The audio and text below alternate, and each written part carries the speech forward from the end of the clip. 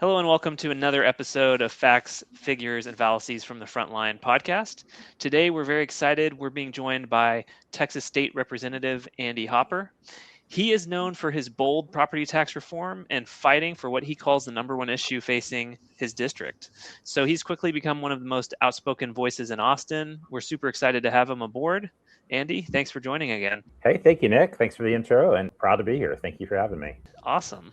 Yeah, so we're super excited to talk to you and just hear how things have been going since the last time we met. Any progress on trying to eliminate or at least crush these property taxes down a little bit for Texans? Yeah, thanks for asking. I think a lot's happened since we were on together. I actually think that the last time we did a podcast was before the second special, as I recall, which I think that there was a lot of drama there, especially revolving around property tax relief and the conversation about that in the second special. And I actually think that, basically things broke loose a little bit. I think the conversation completely changed. And I think it changed because of the conservatives that we had in the House that stood together. So let me explain what I mean there. There was a bill, it was called SB 10, and that bill didn't get a lot of press among voters. It was actually, I think, going to be kind of like this typical scam that Austin would pass something that doesn't do exactly what people think, doesn't do enough, and then go back to district and kind of claim success. I think we've seen that rinse, wash, and repeat cycle for a long time where, your state representative goes down to Austin, passes something kind of meaningless, comes back to district, sends a bunch of mailers, says property tax relief has been achieved. And then you find out a few months later when your appraisal or your property tax bill comes that maybe you didn't get as much as you wanted. And then that opens up the door for the entire repeat to happen. You go through another session and then you do the whole thing. Ultimately, people see their property taxes go up year after year. I think that the voters of this district hopefully are pleasantly surprised that for the very first time in probably a long time, their state representative didn't come back and tell them, oh my gosh, look at your property tax relief. You've not heard that message from me. But a lot of that, I think, is because of the fact that, this session, folks weren't serious about it. The legislature, I think I mentioned to you before, like one of my takeaways from my first session in the House is that, the establishment in Austin wants to spend all the money. That's the trajectory. That is the inertia of the entire system, is to basically spend all the money and tell you how physically responsible that the institution is. There was a bill in the second special called SB 10, and SB 10 was a bill that would have basically capped revenue at the local level. And as you might know, a lot of jurisdictions are capped to 3.5%. It would have moved the cap, as I recall, down to 2.5% for just cities. Well, the problem is that there's multiple problems with the bill. One is that it was billed as a bill that was going to be, comprehensive, and it was going to provide universal property tax relief for everyone, but it exempted almost every jurisdiction in Texas. But worse, it exempted entire types of jurisdictions, not just based upon population, but like MMDs and MUDs were completely exempt. And as you might know, there is this background conversation that's going on in Austin that I don't think most people were aware of. I definitely wasn't tracking it before I got down there, where I would just say, like, overall, my takeaway from, my first session is that developers control the Texas legislature. I think defense contractors probably control the federal legislature, but here in Texas, developers control a lot of the agenda, a lot of the policy. And we saw a tremendous number of bills that came to the floor in the House that basically pitted cities against other types of jurisdictions. We saw, every bill that you can imagine that basically said, your city must accept tiny homes, or your city must accept without question, any sort of lot size, and all these different measures that basically make developers money and basically tell cities, hey, you can't even, if you can't, go back and do a plat and get an engineering firm to accept your plat, you cannot say no. You basically have to accept the plat review that has been given by the developer. I actually tried to pass a bill that would have basically extended the shock clock for small cities, that went nowhere. And basically what you've seen, I think, probably from many sessions, but definitely this last session, is an effort to recognize that the main adversary of unchecked development is local jurisdictions that are saying no to things, that the local community doesn't like this. They don't want strip clubs. They don't want casinos. They don't want different things. And any measure that the legislature takes to basically advance local control gets shot down. Conversely, measures like SB 10 kind of play into this entire war between the will of local residents for local development in their area and developers that want unchecked ability to develop anywhere for any reason. The problem is in our district, I would just say, in terms of this entire conversation, in our district, it's more of a conversation of, well, what is the impact to local residents? And if you have unchecked development, where is the water coming from? And groundwater is probably the answer to that question. And so if you are depriving existing landowners of groundwater rights because you are allowing development to come in without any sort of check on its growth, that is a conversation, I think, for rural Texas, and definitely counties like Parker, counties like Wise. That's a conversation we need to have. But SB 10 was kind of interesting because it basically said, hey, we're gonna cap revenue for cities that are over a certain size, but we're not going to say anything about developer-run districts like MUDs. And MUDs, as you know, are basically pillaging consumers like crazy. They're basically going all the way up to 8-10% in many cases, and there's really no end to that. And that is happening all over the state. MMDs can actually occur inside of cities and directly compete with cities. So it was fascinating to see. I actually put an amendment on SB 10 when it came to the floor in the House to say, let's include MUDs. Let's not exclude them. Let's include them. And there was a lot of debate about it, but it ultimately got on the bill. There was a number of other amendments that were offered by conservatives that got on the bill. And that bill then went to a Senate conference committee. The Senate basically stripped out all of the good House amendments and sent it back to the House. And the House was like, absolutely not. Conservatives in the House stood together and said, we are not accepting the Senate ripping out the House amendments, send it back to conference. So we voted against the Senate amendments, went back to conference, and the Senate decided to basically kill the bill. And for the first time, I think that was an inflection point in the kind of probably the most recent history of the legislature, because it is very rare for conservatives to have a big enough block to be able to say, absolutely, send it back. We're not accepting this. It's historically, we just haven't had those votes. And I think that it's changed the game. And the reason I go through that entire explanation, I know that seems kind of nuanced and, esoteric, but that was an important bill. And I think that it's important for voters to understand that the change in the composition of the legislature and having more conservatives that are willing to basically vote as a block gives us the ability to change the conversation on property tax relief. And I think that also enabled the governor to recognize, hey, I have the votes in the House now to do something big. And I think you've seen that with the conversation you've seen between the governor and the lieutenant governor. And I think what's going to happen in this next legislative session, I think this is going to be the session where we actually have a real conversation about where we're going to head as a state in terms of eliminating property tax relief because of the fate of SB 10 and the fact that it died in the Senate. And so let me kind of go through a little bit about what did you get this session? And let's talk about what we're hoping to get next session. This session, of course, you saw your homestead exemptions go up. That happened. I think that happened prior to our last conversation. I think that you saw increased homestead exemptions for seniors, homestead exemptions for all individuals that own properties. I think that you've seen the increase of exemptions for small businesses. I think that was HB 9. Hopefully that makes a big difference. And it's about, I think it basically amounts to, I think, a grand total of about $9 billion, about $6 billion for residential is my recollection. It's been a while since we looked at that. But that's basically what we're looking at. In comparison, in the 88 legislature, which I was not in, but in 2023, the entire property tax relief package was about $12.7 billion. So this is significantly less than what you saw in 2023. But the legislature took a different tact. It was more Senate focused. It was more or less focused on homestead exemptions. You obviously voted on those in the November election. It's a different tact than property tax compression.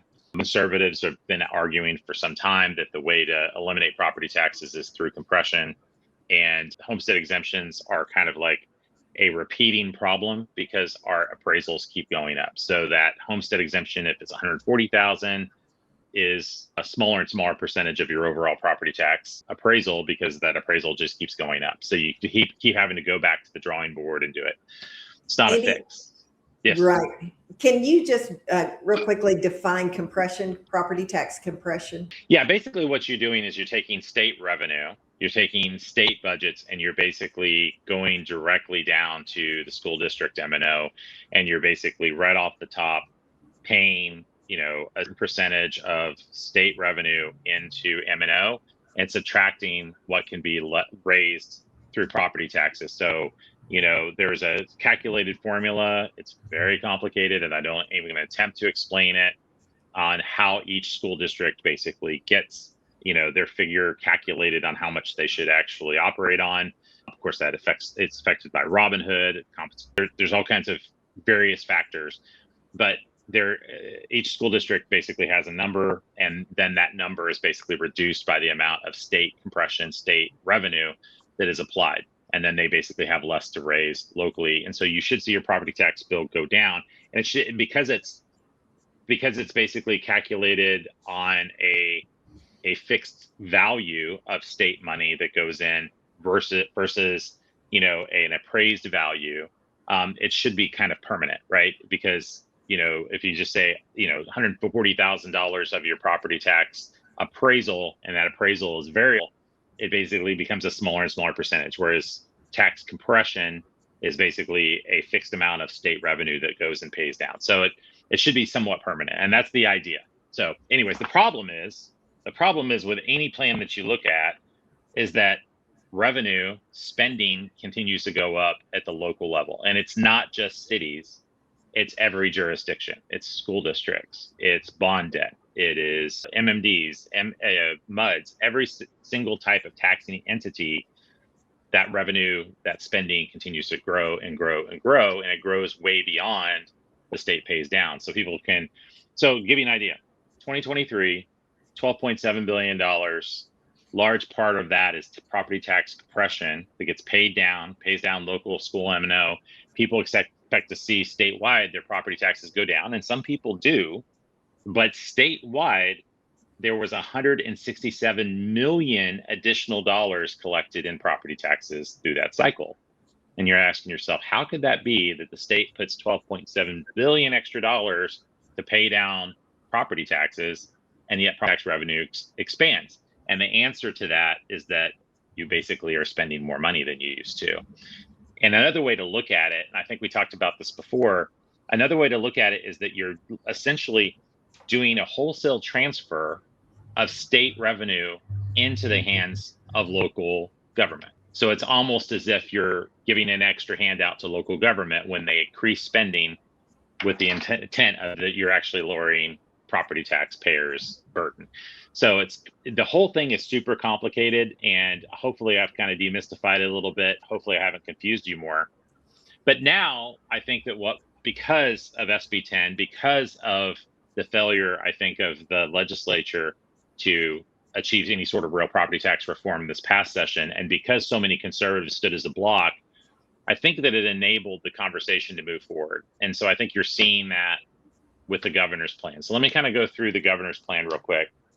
And let me start with the high point, which is basically he intends to get rid of school M&O at the local level entirely. So that's essentially half of your property tax statewide on average.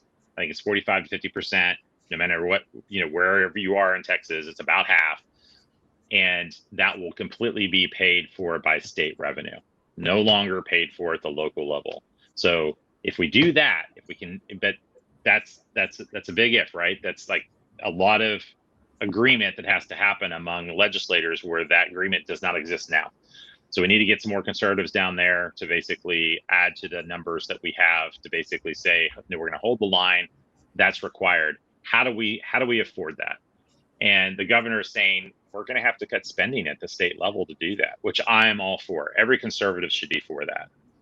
State spending has increased 44% in 4 years, which is way beyond population and inflation. So whenever anybody sits there and says, well, how are we going to fund it? Well, the answer is we spend less money. We spend a lot. We stop the growth of spending that we have, and we roll back some of the stupid expenditures that we instituted in the past. I'll give you a couple examples. This past session, we decided to spend hundreds of millions of dollars, and I voted against it, but the legislature voted to basically give all these subsidies to film studios. Tell you a funny story about that. I was knocking doors a couple months ago, knocked on the door of a family, and the lady that came to the door, I was like, it was a young lady, and I was like, I was telling Amanda, I was like, I think my wife, I was like, I think I recognize this person. She looked familiar. And as I started talking to him, I was like, well, I think she's a movie star, and probably on one of these shows. And her husband works, as a cameraman or something of that nature. And we started talking, but I didn't know this at the time. And they were like, what are some of the dumb things that you guys spent money on this session? And I was like, man, a lot. I was like, the film subsidies. And they just started laughing. I was like, oh, man, I wonder what their story is on this. And they explained to me that they were in the film industry, and they all joke about how dumb we are by putting money into the film industry. They're like, everybody's moving here anyways. The film industry is going to move here regardless of whether we put money into it. It was just such a scam. And we put a lot of things, we do a lot of dumb things like that, unfortunately. The dementia research is another example of like billions of dollars that we put into something that has nothing to do with it. It's nothing it is not a normal function of government that we should expect. And yet, people are still moving out of the state because they can't afford to live here. So that's the number one thing that he let me just kind of go through the other high points of his plan. So 3% cap on appraisals. Right now it's 10%. So basically it can only go up 3% whenever an appraisal is conducted. That's a huge difference, right? So you basically would require now 2/3 voter approval for any sort of tax hike. And that's going to be super combative. A lot of local governments are going to be very upset about that, but that is a conversation that's going to be had. Cap on local budgets. So we said a minute ago, that's kind of what SB 10 did was basically cap local revenue increases. The thing that's interesting is that it's going to be the same thing. It's going to be a conversation about what jurisdictions we're talking about. Is it going to be all of them, or is it going to be cherry picking cities and pitting cities versus developer created, taxing entities? There's going to be basically a change to how often your appraisal can be conducted. Right now it's every year. He's suggesting it should be every 5 years. I think that's a big change, and I think that would be amazing for taxpayers. So that's kind of the overall Abbott, suggested tax reform package. And then you have a competing reform package from the lieutenant governor. He calls it Operation Double Nickel. And let me just kind of quickly just say, it's very different. It has a different tact. And I think that there's a different level there's definitely a different disagreement between the House and the Senate. And I think whatever happens, I think it's going to be a House versus Senate question. But this plan basically says we're going to continue to increase homestead exemptions. So we're going to move it up to 180K.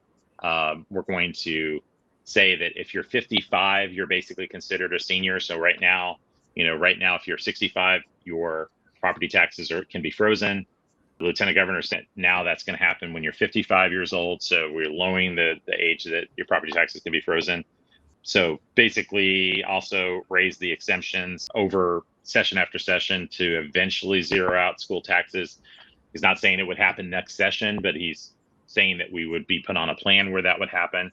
So those are the two different, and those are, as you can see, those are very different strategies. One is really aggressive. I would say one is less aggressive. And I think that there's definitely a different perspective. I will tell you, the Senate versus the House on SB 10 is like a proxy war for this conversation. We saw the players involved. We saw the people who killed our amendments. We know who they are. And it literally is a Senate versus House question. And I think that we finally have the numbers in the House, I think, where we can force the conversation to say, listen, we need to be on a path to elimination this session. And if you can get rid of half of them now and put reasonable spending restraint on government in general, I think that we could be put on a path towards total elimination. And I think we need to be, because you see in Governor DeSantis in Florida basically saying, hey, if you are a homeowner with a homestead in Florida, you shouldn't have to pay property taxes. I don't know if we can do that in Texas. in the 90th legislative session, but we need to put ourselves on a path to where, in the next few years, people need to be able to say, by this date, property taxes will be ended in Texas.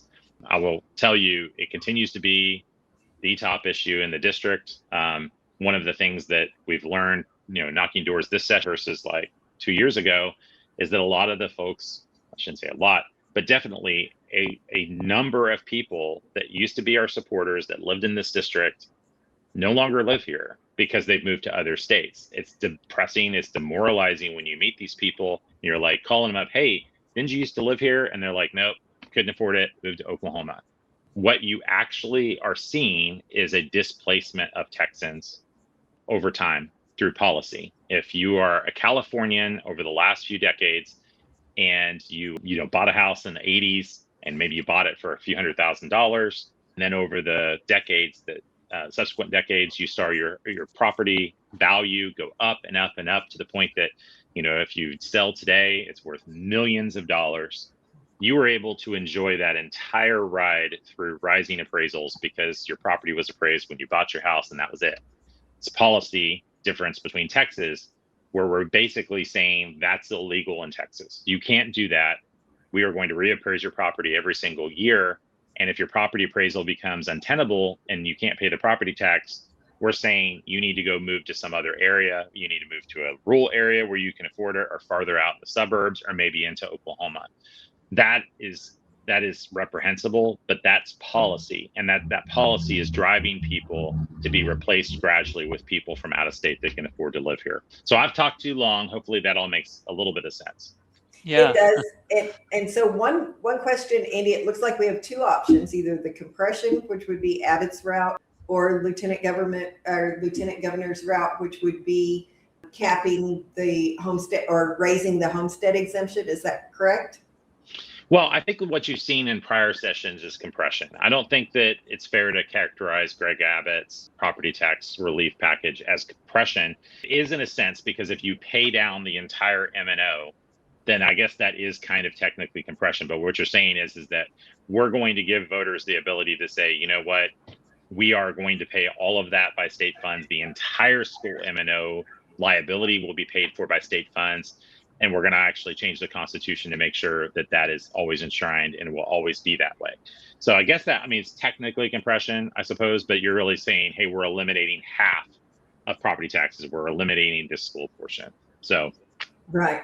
So I guess the confusing thing to me is if we say, well, compression's the best route, that's the route we want to go, and we don't do any capping or any increases in the homestead exemption, if the compression doesn't pan out, if we can't get that passed, then we're stuck with nothing. Is that correct? Well, I don't know that that's the case. I think that if we come out of next session without having reached an agreement on, I think it's just going to be hell to pay for everyone. I think that will be a failure on everyone's part, and I don't think anyone's going to be able to explain that away. I think that there will absolutely be a huge battle, and I think it's a battle between the House and the Senate on whether or not we want to be on a more aggressive path. The more aggressive path is to completely eliminate school M&O, to make other reforms to make sure that we can, in subsequent years, get rid of that other half of liability, and that would be all the other local government revenue. But getting rid of half of it up front would be, you either do it or you don't. There would be I don't believe the conversation is going to be like, well, we want to get rid of all school M&O, but we're only going to get rid of 50%.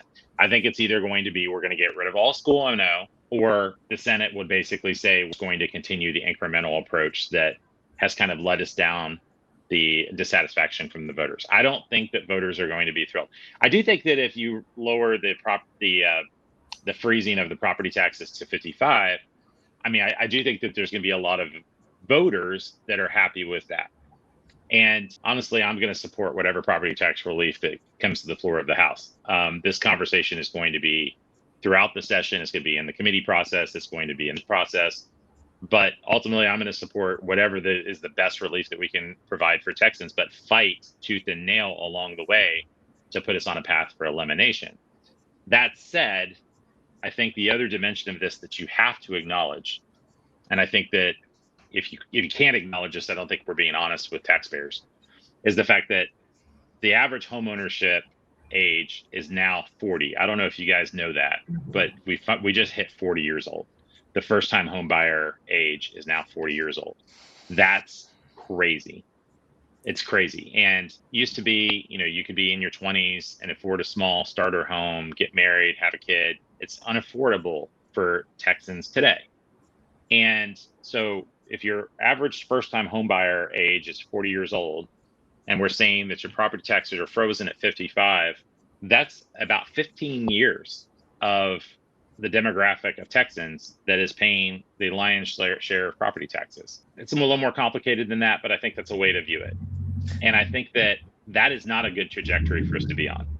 I think that that's an argument for elimination. I think it's an argument for this is a bad system of taxation. We have to get rid of it. So I think that's what we're going to be fighting for. We're going to be definitely on the camp. I'm going to be on the camp of aggressive elimination, getting rid of half of it at least, fighting for the other half. Just realistically, what do you think that we could expect in this next session? I feel like the majority of the taxpayers would support full elimination or at least half elimination. But what's the timeline before maybe we could expect something like that to happen? Is that something we could look forward to in 5 years or 10 years? And then what can we look forward to this next session?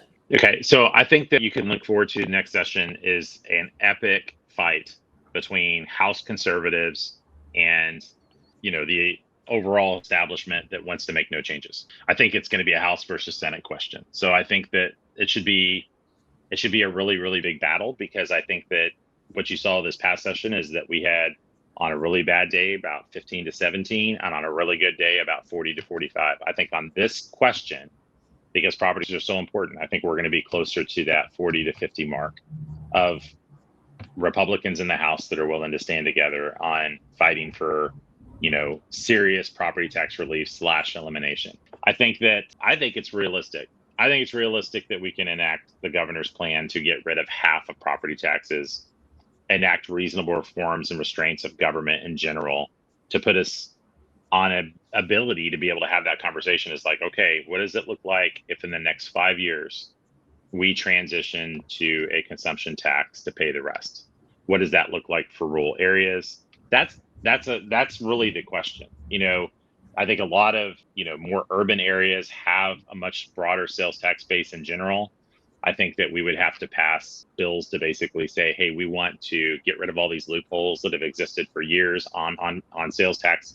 For instance, legal services, I don't believe are taxed. There's all kinds of loopholes that have been put in for decades and decades in the past. And I think we have to get rid of all those and just say, hey, listen, we're going to talk about a consumption tax that basically is universal. It's basically all services, all goods other than groceries. And those are changes that would have to be made in future sessions to be able to allow us to have this conversation. It was okay. Now we have a broadened sales tax base.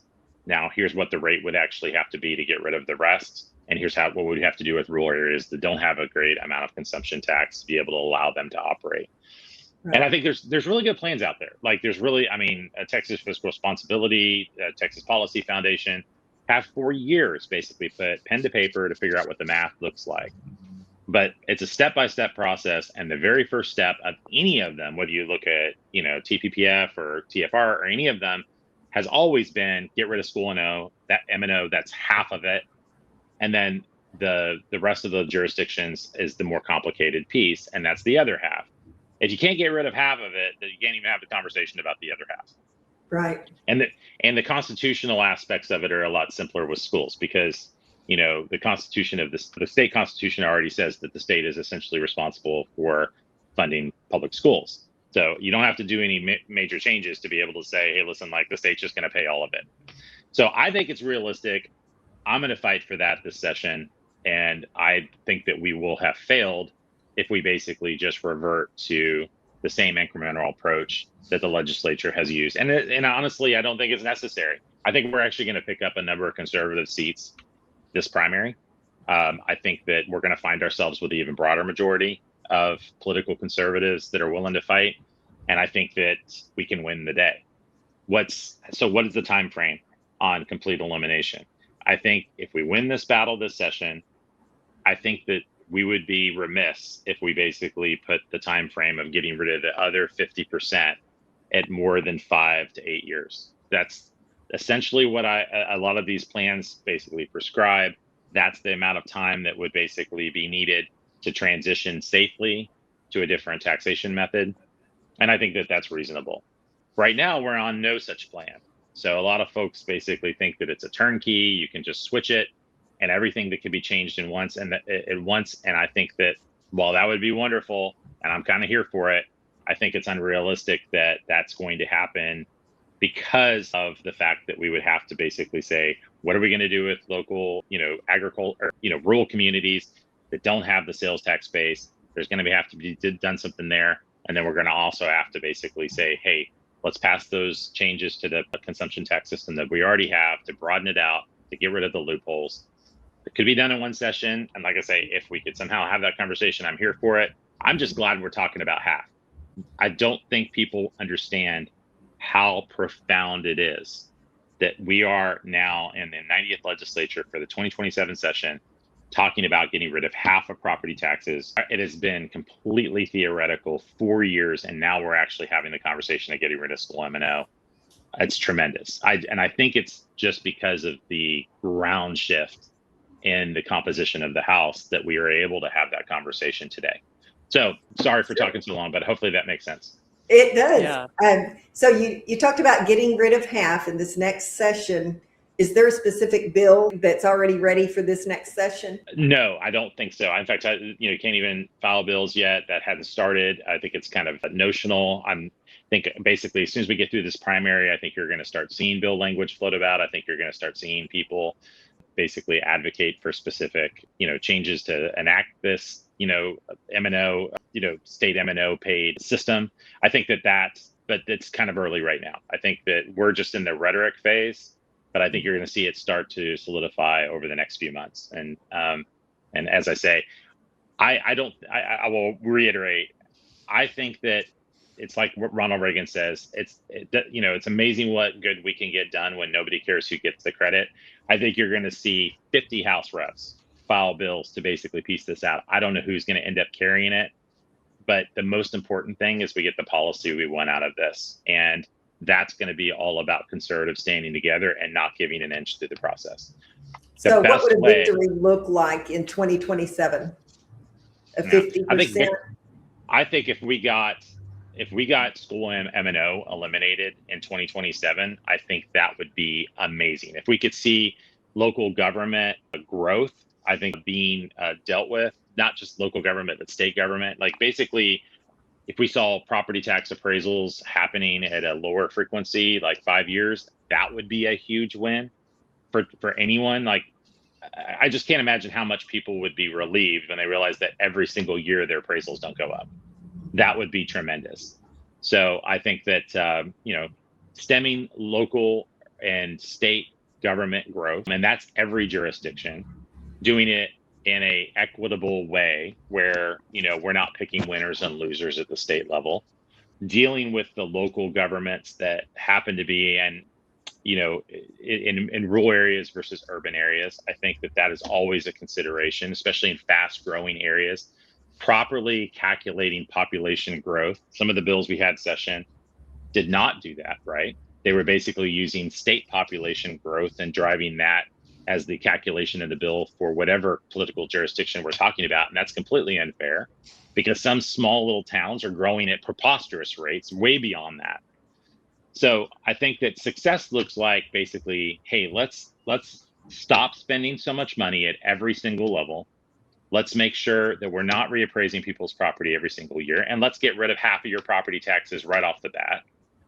And let's put us on a path that we can start talking about the other 50% over the next couple of sessions. I think that's success. I think that, I think you're going to have people like me that throughout the process is saying, let's eliminate it all. Because I don't think the way that you get anything done is by, sitting in the middle and saying, well, please, sir, give me just a little bit. I think that the best way to get the most you can with any negotiation is to basically say, here's what I want. I'm not going to bend. this is what success looks like, which is complete elimination. But I think that in terms of like, you and me having a conversation is what I think that is probably realistically going to come out. If we could get Governor Abbott's plan passed, I think that would be wildly successful for Texans. But we should definitely be pushing for a lot more, and I intend to. Okay. Nick, did you have anything? I had a couple questions. I hate to go back down the rabbit hole, but I guess I just wanted to kind of confirm. So the idea that we would eliminate property taxes or half of property taxes, you're saying that if the government is more prudent with spending, they're wasting a lot of money in these areas that they could cut back in. That combined with the consumption tax, so like making services taxable, like having more of a generic sales tax for everything. Those two things would basically be the big driver to kind of help even that out, that amount that you're not, getting in revenue from collecting Right. that half. Okay. Yeah, I think that's right. Okay, so I'll just tell you, and I think we talked about this before. I think that there are two general strategies that are out there. Here's how we fund the rest. And I'm not prescribing like I support one or the other. I generally just say let me just say I support the plan that has government spend less money. So I think that the fiscal responsibility approach, which is like I like to say TFR basically advocates this, is like let's spend less at the state level, let's spend less money at every level of government. Let's basically make sure the government is as small as possible, and then let's just and make sure that, by the way, all these loopholes that exist at the state level where basically government can grow way beyond population inflation, which is totally the case. That's how we got a 44% increase in 4 years, even though we supposedly are capped even at the state level of population inflation. There's all these loopholes. It's called the supplemental budget. It's called, voter approved funds. All of those are mechanisms that allow the state to grow. Let's get rid of all that and make sure that the state is actually limited to growth at population inflation, unless we force everything else to go to paying down property taxes. Okay, so that's what I would support. But there are two approaches, and one of them is what I just said, and the other is let's just do the big, huge switch and go to a VAT tax. Not advocating that. That is a serious proposal, though. Okay. And they eliminate, if you go online, there's actually a group called Eliminate Property Tax. And that is what they advocate is a VAT tax. Now, it's a VAT tax with a lower rate than we pay now for sales tax. I mean, it's not like it's a European VAT tax of 20% or something. It's actually, I think, when they do the math, it's actually a lower amount of money or a lower rate than what we pay right now in sales tax. So consumers would actually see a lower rate than what they see now. The thing is about a VAT tax, I'm not an economist, but it basically taxes goods and services all the way through. Right. So it generates a lot more revenue, and it can totally replace the property tax. And they're very aggressive. Like they just wanted to institute it and just get rid of it and just be done. And I think it's possible. I don't think that it solves the underlying problems of government spending too much money, though. It doesn't address the concern of conservatives that we're spending too much money, we're growing government. It just gives a relief valve where it says, hey, I'm going to replace one tax with another, and we just think that this other tax is better. And it probably is. I mean, the reality is property taxes are immoral. They disincentivize home ownership. They basically force people into commerce. There's lots of really good moral arguments against a property tax that you don't have against these other forms of taxation. But I think that it's unnecessary. I think that the math shows that we can do it with fiscal restraint. So I think that the fiscal restraint approach, everyone that's advocating that, all the economists that are advocating fiscal restraint over time, the key word is time. It takes a few years, 5 to 10, somewhere in that range, 5 to 8, depending on what plan you look at, to basically get us weaned completely off property taxes. But there is this other plan, and I just want to throw it out there. I did not sign on to the Eliminate Property Tax bill because I don't think I can really get behind a VAT tax, but there are arguments for it. I'll just educating you that is another plan. Yeah. Is there fear with increasing consumption tax, though? Is there a fear that the Texas economy would take a hit because people would cut back on spending, and it would actually hurt businesses and be detrimental in that way? I mean, I think that there's fear mongering. I mean, I think disincentivizing home ownership has a much longer term and worse implication. I think that when you have a populace that doesn't own property, like that's a populace that is on a trajectory to be bad stewards of our, of our future.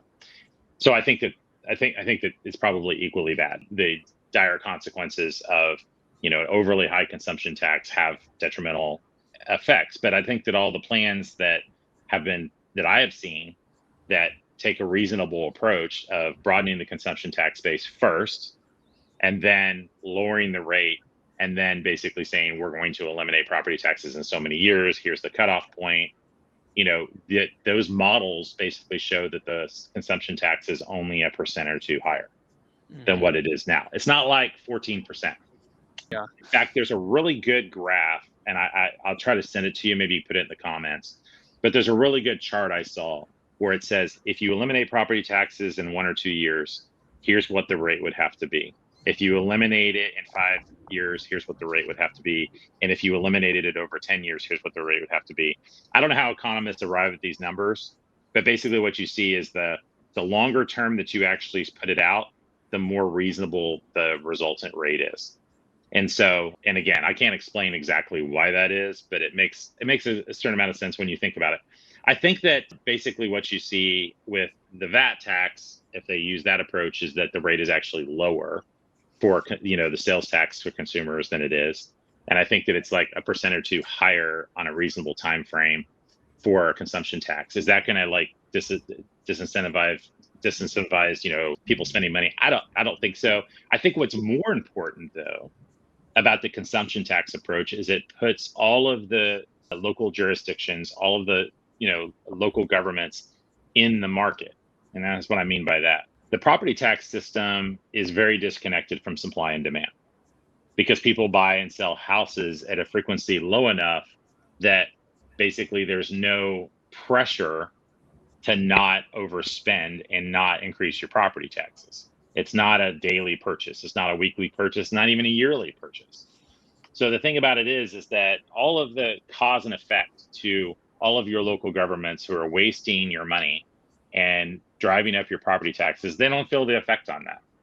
However, if a consumption tax was what was driving their spending, they would be affected by changes in any sort of consumer behavior.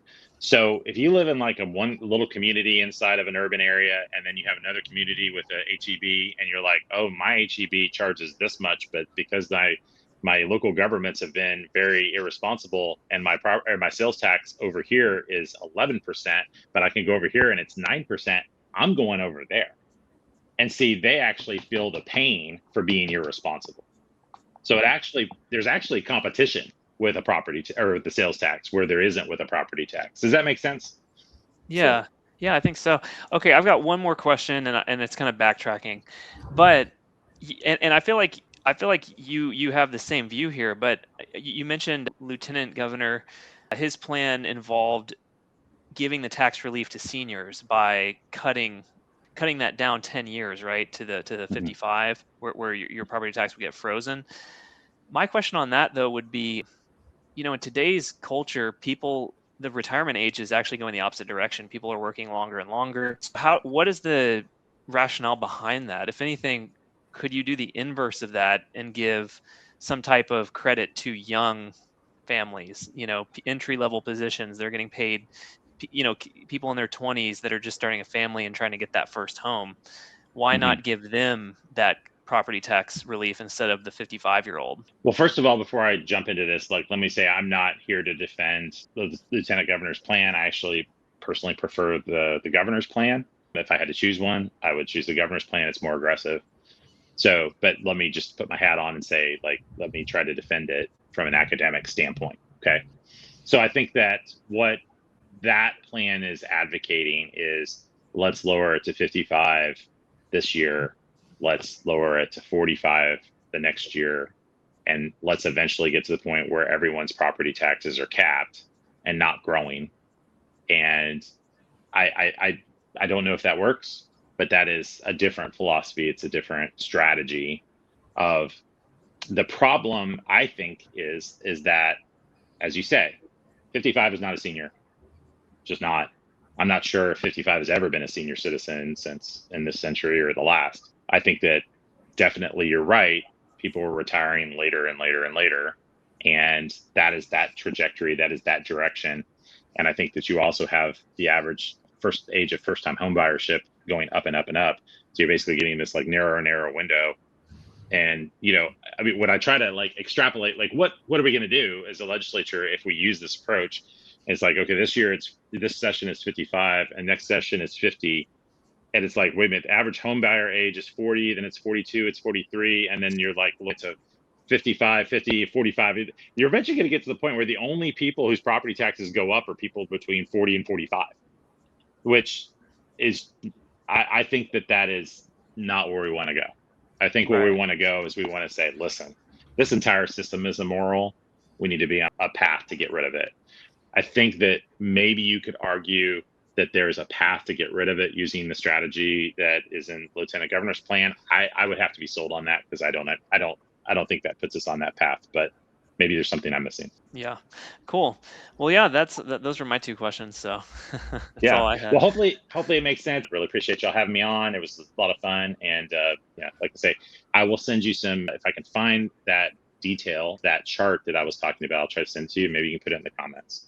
Yeah, awesome. Well, great. Thanks so much for joining. And anybody out there watching this video, feel free to leave a comment if you have any questions, if anything wasn't clear, and give us a thumbs up if you enjoyed the content. Thanks so much. Appreciate y'all. Thank you.